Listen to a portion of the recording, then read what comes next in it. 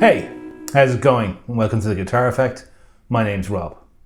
In this episode, we're going to be talking about this, the infamous Digitech Whammy pedal. But before we do, I'll ask you to please like and subscribe and hit that notification bell so you'll be kept up to date every time we post a new video here at The Guitar Effect. So, the Digitech Whammy. I've been playing guitar for well over 20 years. And in that time, a lot of the artists that have heavily influenced me have actually leaned heavily on the Digitech Whammy pedal. And so I thought, as opposed to trying to emulate it on the HX Effects or using the Digitech CX7, which I've used extensively for years, I'll make a video about that. Actually, it's a really cool pedal, which is digital. Both are digital. I thought I would try the actual real thing. And I must say the difference between the real thing and digital emulations of the real thing when you're using this version, the glitchy version, this is a Digitech Whammy 4, it doesn't have the polyphonic setting on it. To get the real authentic whammy sounds is really quite a different thing. So before we go into the sound demos, there's a little something I want to talk about a pedal like this. So as I mentioned, I've been playing guitar for a long time. And even after all those years of playing, I'm not a particularly amazingly gifted or talented guitar player. And that's because I've focused my time on learning to write songs and write guitar parts for songs in the bands I'm in, rather than learning how to play super fast or how to play amazing blues or anything like that. It just doesn't really interest me. I'm into writing songs.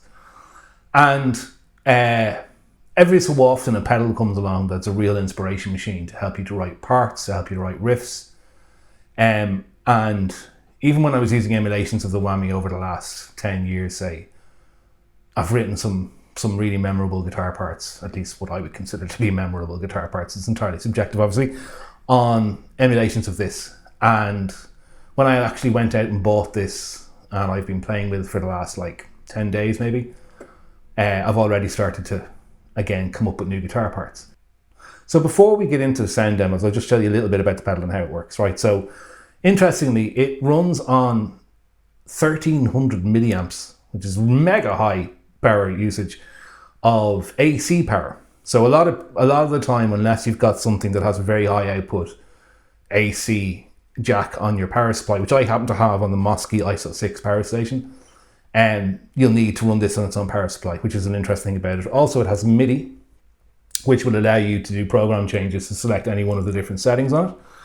And then it has obviously got an expression pedal, which allows you to go from toe to heel and control one parameter within any one of its presets. Okay, so I'm just going to talk to you about what the presets are now. So basically you've got this harmony section that runs down here, and that is combining the clean signal with various intervals above or below when you either move the pedal into heel position or toe position, right? So you can have your clean signal and blend it with any number of fifths, thirds, octaves that are on this list, and you select them by moving this knob here, okay? Then on this side you have the whammy section, which is basically bypassing the clean signal altogether when you move the pedal into a certain position. So when the most common one is the 2 octaves up, it's used a lot. And how that works is your signal is normal when it's in the heel position, and then it blends in, it changes it to the octave up position when you put the toe forward, which gives you that famous Tom Morello thing of do we, right? It's a beautiful description of it. And then the last thing it does is this detune section, which detunes your signal and mixes it with the original signal via this expression pedal to give you a chorus effect. And it's a really interesting chorus effect. So there are the different things that the Whammy does. It's got this bypass foot switch, it's got in and out jacks, and it's got its MIDI jack, and it's got its dry output, which I also think could be very interesting. And then it's got this 9-volt power adapter. So that's the basic functionality of the pedal. And so what I want to do is show you 5 ways of using this pedal that both have been used in the past and are really effective, and also times when I've used those settings or emulations of the settings from this pedal to write riffs in bands that I've been in. And maybe 1 or 2 things that you might not have necessarily known came from this pedal. So let's get into the sound demos now.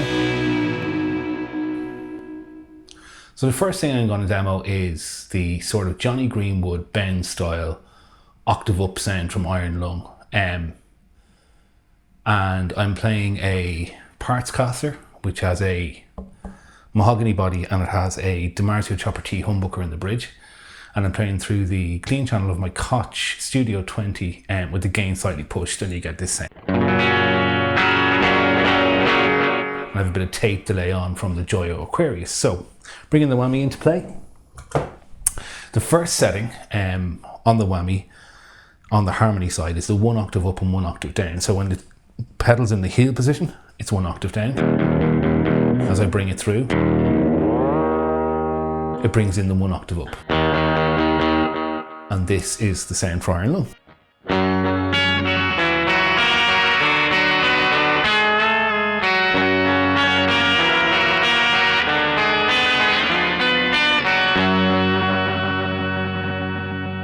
So as I let that note ring out, you can hear how badly it tracks. This pedal is not about, it's not a pog, like it's not a polyphonic pedal that can track really well, and that riff just wouldn't sound right without that glitchiness.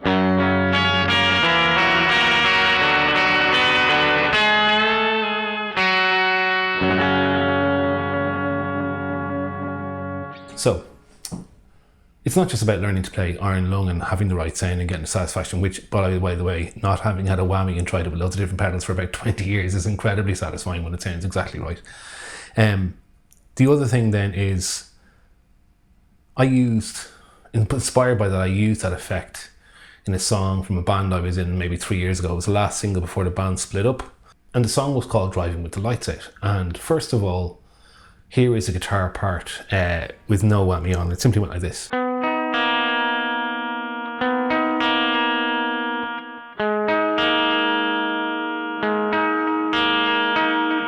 It's pretty, uninspiring guitar part, but when you put the whammy on,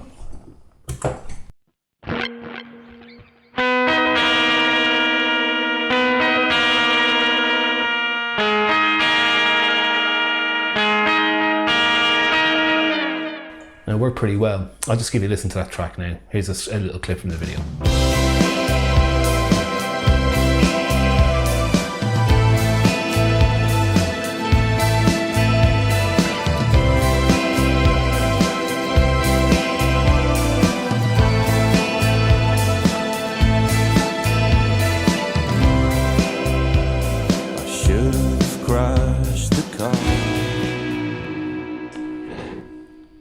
Okay, so the second really cool thing that the whammy can do, and probably the thing it's most famous for, is that Tom Morello style lead where you use the pedal to bend up 2 octaves. The Edge also uses it as well in Even Better Than the Real Thing. But again, I'm just going to play a little bit of Like a Stone by Audioslave, the solo from it. So just to show you what the pedal does first, if I roll up my volume and tone, you play a note. And it literally pedal bends it up 2 octaves and back. So the solo from, say, Like a Stone goes like this.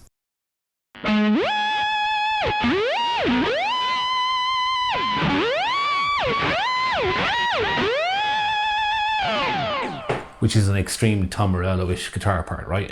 You can see there's nothing else I could really do that except for the whammy. So I took that technique and applied it to, again, another song from right at the other end of the career of that band, Label Archer, in a song called Superhuman, and the solo went like this, literally without the whammy, right? It is literally 2 notes. So if I turn the whammy back to the heel position so it's not on, it literally went. That was literally the only notes I played, but with the whammy, it went like this.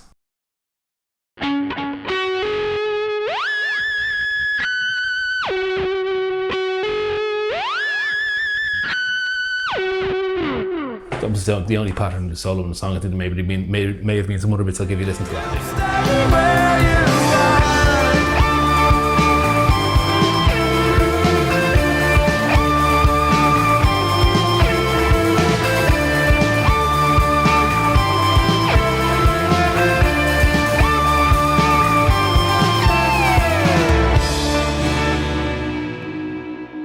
So the third little trick that I only learned about recently, actually, from watching an interview with Ace from Skunk Anansi, is this idea where you use the upper fifth when the pedal's in the toe position to mimic a power chord, which is just genius. I can't believe I never thought of that before. So I'm going to demo this particular effect using a riff from my own band, and I'll play a little section of the song afterwards as well. So the riff is a single string riff that plays with a fuzz pedal, and it goes.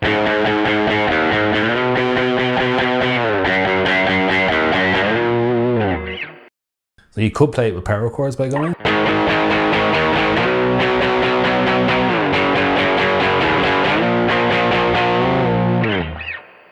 Or you could just make life easy on yourself.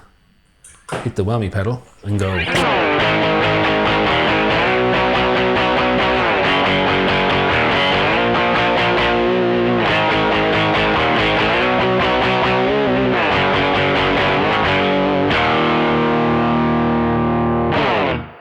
It's just a really cool little trick. I really think it's deadly.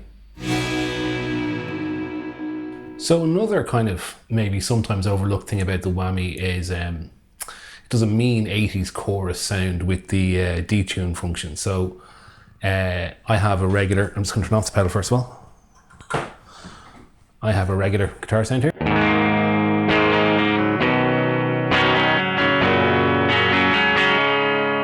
I can take it straight to the 80s by sticking it to the shallow detune mode and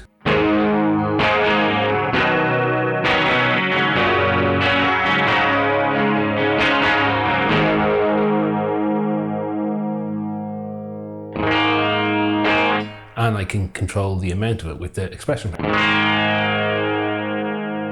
So the more I roll in the expression pedal, the more chorusy it gets.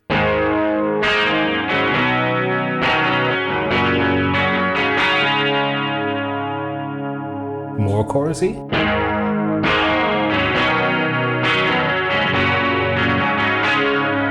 Or indeed, kind of subtle chorusy.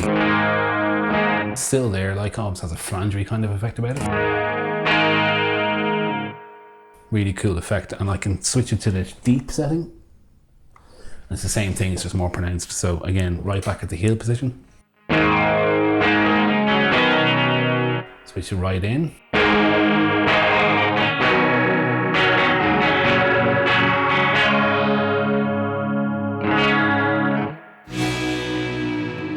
Okay, so the last thing I'm going to go through, the fifth thing, is probably the most famous use of the whammy in the last 20 years, and that is the using it to drop the guitar down an octave to sort of replicate a bass, right? So here is the clean guitar sound. Okay, and then if I go to the pedal and turn it on, if I bring the pedal back to the heel position, and then I can go, and you get.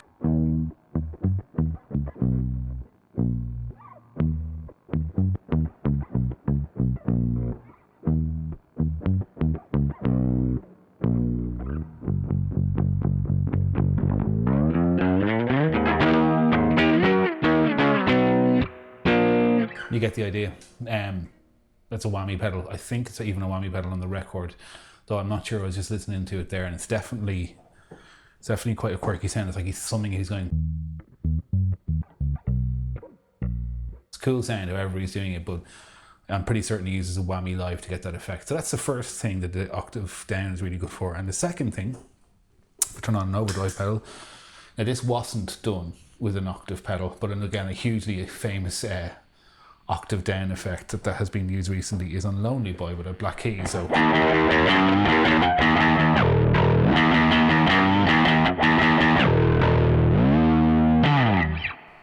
yeah, as you can see, it could do some really cool stuff. So there you have it.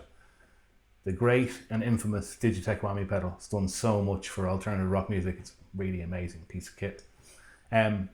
I'm really glad I bought this. It's immediately started inspiring me in ways that the emulations just don't. And it's cool to play those riffs and have them sound that much bit closer to the way they were recorded. If you're looking for something that's going to immediately, I think, contribute to you writing new parts, new riffs, and experimenting with new sounds, I think this is a really great option. I picked my Whammy up second hand. It was €8 plus postage. I think that's because it's the version 4 and the version 5 has a polyphonic thing, which I think more people are after now. But I love the glitchiness of this. I think it's really part of its character. So yeah, go out and buy one now. They're awesome. Thank you for watching the video. Please like and subscribe. And thank you specifically for watching this far if you're watching this particular part of the video. And hopefully I'll see you in another video again soon. Cheers. Bye bye.